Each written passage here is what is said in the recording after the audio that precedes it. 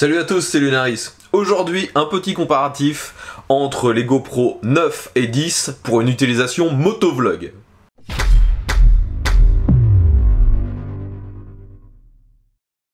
Donc les amis, si vous suivez habituellement mes vidéos, et surtout mes vidéos de test moto, vous savez probablement que ce que j'utilise pour filmer, ce sont des GoPro, et ça depuis de nombreuses années.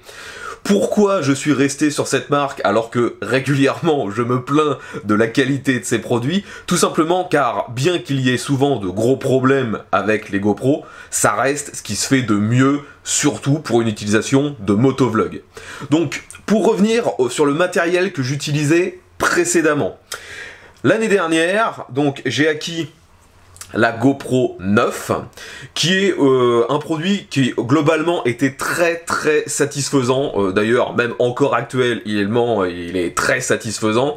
La seule on va dire contrainte que cette GoPro 9 introduisait, c'est qu'elle n'avait plus le même format. Donc déjà tous les anciens accessoires qui étaient compatibles jusqu'à la 8 ne sont pas compatibles avec la 9, et aussi, elle est plus grosse, plus lourde. Donc, lorsque vous avez tout un système qui est sur votre casque, parfois, ça peut être pénible d'avoir une caméra plus lourde. Mais globalement, j'ai eu quelques problèmes au début avec cette GoPro 9, car j'essayais d'utiliser un accessoire officiel GoPro qui est donné pour compatible avec cette caméra, mais qui fonctionnait mal. C'était un adaptateur audio qui se branchait directement sur le port USB. Et j'ai fini par investir dans le matériel vraiment conçu pour cette GoPro 9, le Media Mode GoPro 9, et depuis que j'ai utilisé cet adaptateur, eh bien j'ai encore plus de poids sur mon casque, forcément vu que ça rajoute une pièce en plus, mais je n'ai plus aucun problème au niveau de la prise de son, vu que ce petit Media Mode intègre, vous le voyez à l'arrière, une prise jack. Donc maintenant vous êtes en train de vous demander, mais si tu étais convaincu par la GoPro 9, pourquoi acheter la GoPro 10? Eh bien, pour une seule raison. Cette GoPro 9, comme je vous l'ai dit, avec le Media Mode, elle fonctionne très bien, mais dans certaines situations, d'ailleurs, quand je la sortais de l'utilisation moto, plutôt quand je faisais des vlogs et des tests voiture, eh bien, celle-ci avait tendance à chauffer très rapidement, et lorsque je l'utilisais par exemple sur une fixation en dessous d'un pare-brise, eh bien c'était une catastrophe. Au bout de au mieux 20 minutes, elle était en surchauffe lorsque j'étais en train de filmer en 4K 30 images par seconde. Donc vu que GoPro, comme tous les ans, a sorti un nouveau modèle, je me suis dit peut-être que la 10 va être améliorée au niveau de cette caractéristique, la surchauffe. Eh bien, cette GoPro 10, vous pouvez voir que esthétiquement, au niveau du gabarit, tout est similaire. On a juste le logo GoPro maintenant qui est en bleu et un petit logo 10 sur le côté. Mais sinon, esthétiquement, au niveau du gabarit, c'est la même. Ce qui la rend bien sûr aussi complètement compatible avec les accessoires de la GoPro 9. Donc tout ça, c'est plutôt un bon point. Et la grosse particularité de cette GoPro 10, c'est qu'elle introduit un nouveau processeur, dit plus puissant, et la plupart du temps en informatique, bien que ce soit plus puissant, c'est fait avec une finesse de gravure plus petite, et donc ça chauffe moins.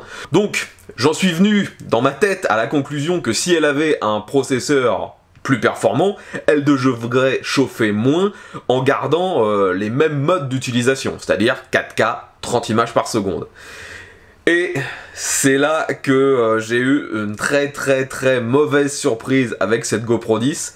J'ai fait différents tests, d'ailleurs j'ai été amené en fait à faire ces différents tests parce que à l'utilisation, je me suis bien aperçu que cette GoPro 10 n'avait pas du tout les mêmes performances que la GoPro 9. Le plus souvent, lorsque je fais du motovlog ou des tests moto, j'utilise ces caméras, toutes les deux dans le même mode, c'est-à-dire en 4K avec le mode Super View pour avoir un champ de vision extra large, la stabilisation bien sûr d'activer mais pas au maximum, et je filme en 4K 30 images par seconde sur les deux. Lorsque j'utilise la GoPro 9, eh bien dans ce mode, j'ai jamais de problème de surchauffe lorsque je roule en moto, peu importe les conditions météo, et je peux filmer pendant plus d'une heure, voire 1 h 15, en fonction de la température, parce que forcément, plus il fait froid, plus la batterie a tendance à se vider. Et j'ai été très surpris de voir que, avec cette GoPro 10, eh bien, en me mettant exactement sur le même mode, je n'avais plus 1 heure, 1 h 15 d'autonomie, mais j'avais au mieux 1 heure, dans le meilleur des cas.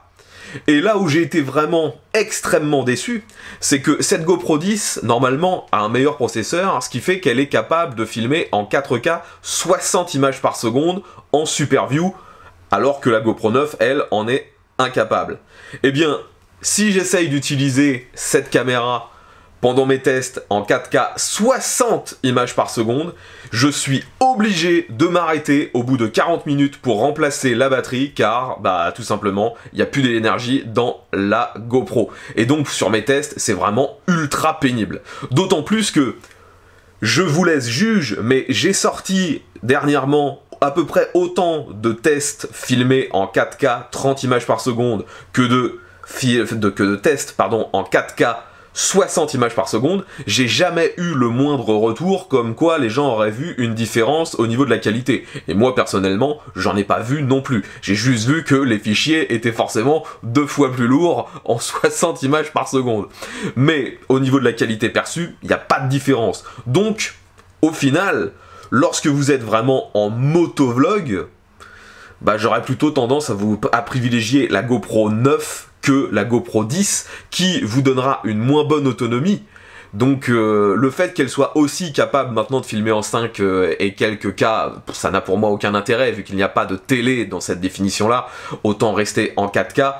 J'espérais pouvoir filmer, vous l'avez compris, en 60 images par seconde, sauf que c'est quasi inutile car la GoPro avec ce nouveau processeur, la GoPro 10, consomme beaucoup trop d'énergie. J'ai fait différents tests aussi en statique pour être certain de la différence entre les deux GoPro, et j'ai une fois de plus constaté que la GoPro 10 a une tendance à surchauffer encore bien plus importante que la GoPro 9. J'ai essayé de la laisser statique sur le meuble qui est à côté de moi, sur le mode 4K 120 images par seconde, ce qui est une nouveauté sur cette GoPro 10. Elle ne tient pas plus de un quart d'heure avant de s'arrêter à cause de surchauffe. Et donc, c'est extrêmement pénible. J'ai d'ailleurs aussi utilisé cette GoPro 10 pour faire certains vlogs en extérieur. Eh bien, en 4K 60 images par seconde, au bout de 20 minutes, une demi-heure, elle s'éteint. Il y a uniquement lorsque je roule en moto que j'arrive à avoir un flux d'air suffisant pour la refroidir et utiliser le mode 4K 60 images par seconde, même si je vous l'ai déjà dit, ça me consomme beaucoup plus d'énergie. Et j'ai aussi refait le test en statique avec les deux caméras sur le même mode 4K 30 images par seconde. Eh bien, j'ai été très surpris de voir que la GoPro 10 s'arrête à cause de la surchauffe au bout de 45 minutes en statique, là où la 10 continue jusqu'à l'épuisement total de la batterie, soit environ 1 h 15. Donc, ce que je vais dire va peut-être en choquer certains, mais quel est l'intérêt d'avoir une caméra qui vous propose des modes beaucoup plus, on va dire, performants, si au final, derrière, le processeur chauffe tellement que la caméra se coupe toute seule? Je comprends pas. J'ai déjà eu aussi un problème similaire lorsque j'avais fait le test de la Instago 2 qui coupait au bout de 10 minutes, un quart d'heure. Là, on retrouve à peu près le même problème en fait sur cette 10e génération de GoPro.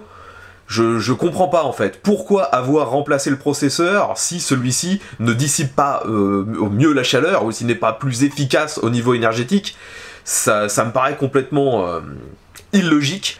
Et je rappelle que si j'avais décidé d'acheter cette GoPro 10, c'était parce que la GoPro 9, je trouvais qu'elle chauffait trop vite lorsqu'elle était mise dans une voiture sous un pare-brise. Vous comprendrez bien que avec les problèmes que j'ai expliqués, la GoPro 10, c'est dans le meilleur des cas pareil, dans le pire des cas avec une chauffe encore plus rapide.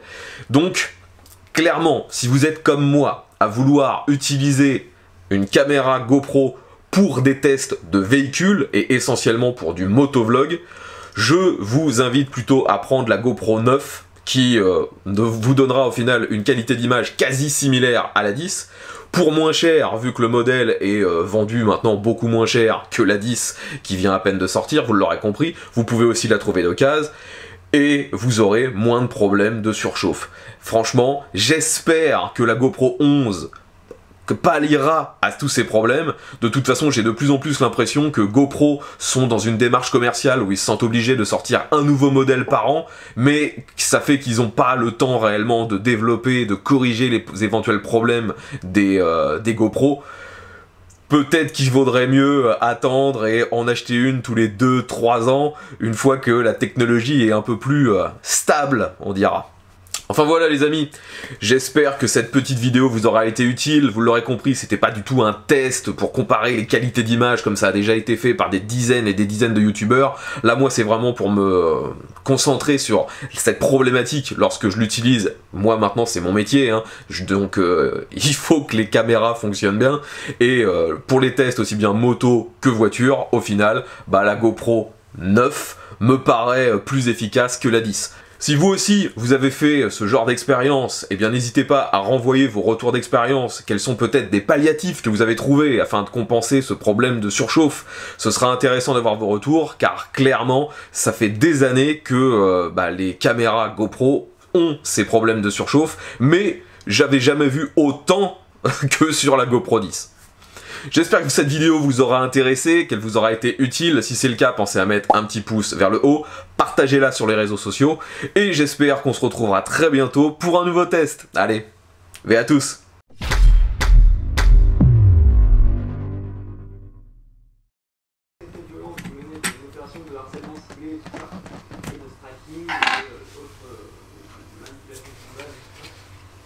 Et donc il y a une analyse de tout mouvement Vivi, de leur code, vous voyez ici de leur logo, leur code très